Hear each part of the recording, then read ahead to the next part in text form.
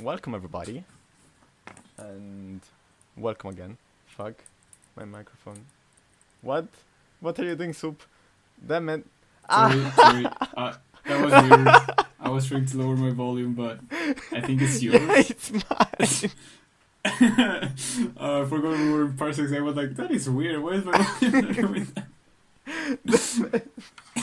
My ears are blown by now. So. Welcome Welcome everyone. back. Welcome back to Max and Soup Academy, or Yeah. try to Academy. We're now to an inexistent airport and doing something because we can. Yeah, today's episode is not going to be like one specific topic. This is like episode 2.5. We'll just fly around and see what happens. Basically just messing around. We're not asking clearance or anything like that, and I am in a jump. Also, Max is going to take off from the taxiway. Yeah, apparently. Yeah. Remember the last time that Soup said that it shouldn't be this airspeed alive? Well, Yeah. I just did that. Like that. There is a maximum speed that you can go around. Depending on the model of a Cessna, it's around 120 miles per hour, which is roughly like 80 knots. But that doesn't mean you are safe going at that speed. If you take to turn at that speed, you'll definitely tip over. Actually, this airstrip is giant. It used to be like a secondary airfield in case of an emergency, because the one we have right there at south, it's a military base. So military-grade planes were technically able to land here if needed. Full power, Don't forget the flaps. one flap, There you go. and we just break every rule, like always, we've ever done. For now. I feel like with more advanced things being shown in the videos, we'll be more strict with the rules and everything. But Yeah. this flight is just because we can. Just messing around. We do what we must because we can. Cave Johnson. Can we make loops? You want to find out? A Cessna is technically not designed to make loops. There are some modified versions, but this one works with gravity and a very, very weak fuel pump. Yeah, So you I go- noticed in the end of the last video. Oh, that's right, you did do that. Whoa, can a Cessna go inverted? Oh, yeah, Max. Yes! Why? Yeah. Hell yeah. Listen, any landing that you are alive and the plane can be reusable is a good landing. Probably shouldn't have said that. I would say that to my aviation school. Yeah, you should. Don't quote me in that one. I'll share some neat facts about flying with Garmin now. I just read the whole manual last week just for the next video. I'm just brain dead. See, that's a good YouTuber. I actually prefer to be dead. Just so we don't crash, I'll set the autopilot and show you some things inside the cabin. So a quick way to set the autopilot, all of this is the autopilot panel. A quick way to set it is you center your heading, you click on flight director, it turns on like the mind of plane. You select the heading and let's say altitude, but I'll set it to 4,000. Yeah. And then it automatically sets like that. So now the plane is flying itself, it's locked into an altitude and into heading. That's like a quick way to control your plane. You can move the heading to change the heading, but if you move the altitude, it will not change. Like if you set your autopilot to 4,000 feet and you move the altitude now, it won't do change. anything. You need to change it with something else. So the thing I wanted to show you is actually the yoke itself. It has a lot of cool details. So first of all, you have the trim. This big wheel right here moves the trim of the aircraft. It is what is out there. So right over here, there's a little flap that pushes the elevator up or down. Yeah, that's the trim tab. Also, you have another button right here. So this moves the trim up or down. It's an electric version. Mhm. Also, you move the trim or any of the buttons here, they will disconnect the autopilot. Fuck. And the We're flight connected. control. Okay.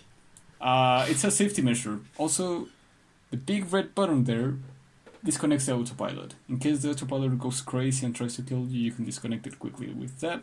Mm-hmm.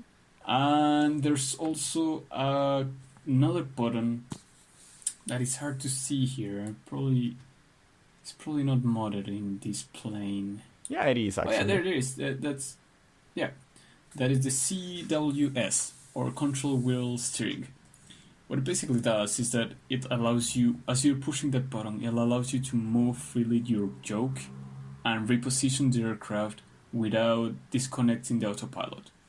So if, say, you're flying heading north or 001, you can press that button, and while you're pressing it, move it to heading 330, and the plane will stay on that new heading 330. And where is the... And also you have the PTT, Yeah, push to talk button for the I radio. was trying to say that. Where is that? Up here.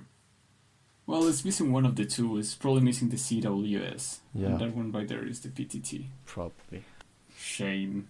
And why is not correcting the heading? Because our autopilot is off. Oh, As you can see up there, it's only a flight director on, not the autopilot. So now if we turn it on, it will correct itself. Hey Max, tell me. what if we do something fun before the video ends? I'm scared, but go for it. You shouldn't be scared. Why do you think fun things for me are always scary?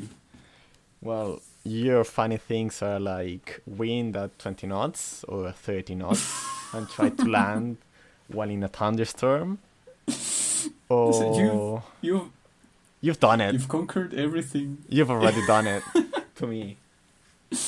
No You've jokes. conquered everything I've thrown at you. I tried to run you into a mountain. Yeah. Oh, god damn it. Oh. I think it's that mountain right next to us. But I feel like we could show people how a pilot reacts. When? Just in general, Okay. you know. You're just changing the heading. I'll give you a heads up. Okay. Actually, no, I won't. Oh god. Okay. So, So, what's the first thing you do? Remember, your autopilot's still on. yeah, I need to deactivate the... Just- Yeah? I hope so. Mhm. Okay. But, So, okay, the trim is fucked. there you go. The trim is really fucked. So you have a really nice piece of runway there. It won't work. Okay, so I should go to the start of the runway or just to the runway?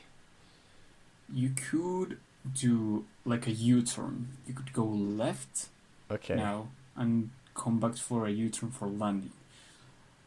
Also, you could turn on your engine or try to. Yeah, it's fucked. Let's try to fly this baby. Remember, if you want to keep like a steady descent, keep like 68 knots. Oh, Around. Whenever you're in emergency, I think we'll go further into detail in a possible next video, but most important thing in case of an emergency is keeping a steady airspeed. When you don't have power, you increase your airspeed by pitching down and you decrease it by pitching up. Now, we're coming in a little hot, so Yeah. I would suggest... Yeah. Oh, we're windmilling. that's so fast, but the runway... Listen, you have power. The wind itself makes the propeller turn, and because you have still power in the magnetos, It power-ups. If I still have power on the magnetos, do the flap work? your flaps will always work, as long as you have electrical power. Okay. Everything inside your aircraft is unrelated to your engine and is more related to the electrical power you have. Granted, the electrical power comes from the engine, but If your engine is busted, you can still move your flaps, you can still check your instruments.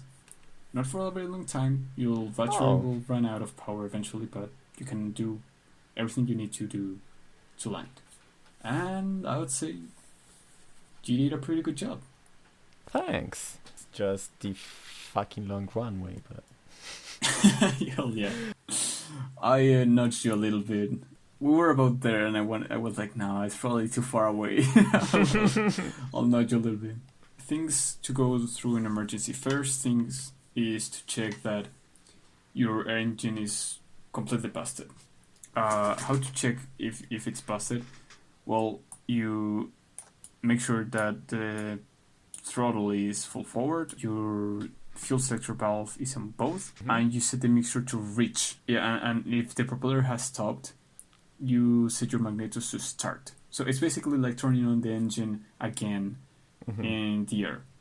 If the propeller is windmilling, if it's moving by the force of the wind, it will start again by just the force of the magnetos.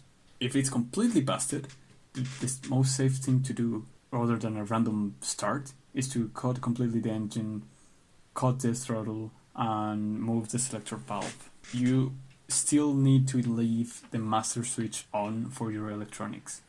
You need communications, you need flaps, you need instruments. So leave the masters and avionics switch on. Okay. You have about 30 minutes of battery without an alternator working. So whatever happens, that if I still have communication, can I land like talking with the tower, or should I set like code 7500, right? Right. Yeah. Good job. Yes, the transponder code. So the first thing is you need to do are inside the cabin. Once you have control of the aircraft, once you have like a steady airspeed, you feel secure in your cabin and you're flying the plane, you then communicate. Tell the world you are in an emergency. You set your transponder to 500 and you tell the tower, you have to say over the radio, Mayday, Mayday, Mayday. The name of your aircraft, your location, your altitude, and a short description of what's going on. An engine failure, fire, fumes, whatever. And they should give you clearance. In case you don't have electric power by some random issue, well then they can give you lights signals. You will probably see in lights, and they each have a special meaning. Red flashing lights, like green flashing lights. I'll send you, they're too long to explain, so I'll send you an image describing each one. But basically it's lights game if you have no communication at all. Right, which is the worst case scenario. And that's it. Oh yeah, shout out to Claudia. Right. My friend. I just know about the shout out. I don't know why, but thanks, Claudia. I promise I will do it. Love you, Claudia. So yeah, I think that's about it. Yeah, I hope you liked the video. Just a bit different from always, but we are working on these guys, these screens. Hope you like it, and see you in the next time. Stay hydrated. Goodbye.